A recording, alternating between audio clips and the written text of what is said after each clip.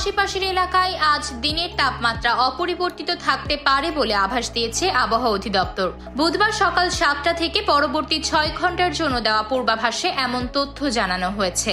বিগত কয়েকদিন সারা দেশ সহ রাজধানীতে বৃষ্টি হয়েছে, সেই সঙ্গে রাজধানীর আকাশ অস্থায়ীভাবে আংশিক মেঘলা থাকতে পারে বলে জানিয়েছে আবহাওয়া অধিদপ্তর। পূর্বাভাসে বলা হয়, অস্থায়ীভাবে আংশিক মেঘলা থাকতে পারে আকাশ, সেই সঙ্গে আবহাওয়া শুষ্ক থাকতে পারে। দিনের তাপমাত্রা প্রায় অপরিবর্তিত থাকতে পারে। এই অবস্থায় বুধবার অস্থায়ীভাবে আংশিক মেঘলা আকাশ সহ আবহাওয়া শুষ্ক থাকতে পারে। শেষ রাত থেকে ভোর পর্যন্ত দেশের নদী অববাহিকার কোথাও কোথাও হালকা কুয়াশা পড়তে পারে। সারা দেশে রাতের তাপমাত্রা সামান্য বৃদ্ধি পেতে পারে এবং দিনের তাপমাত্রা প্রায় অপরিবর্তিত থাকতে পারে।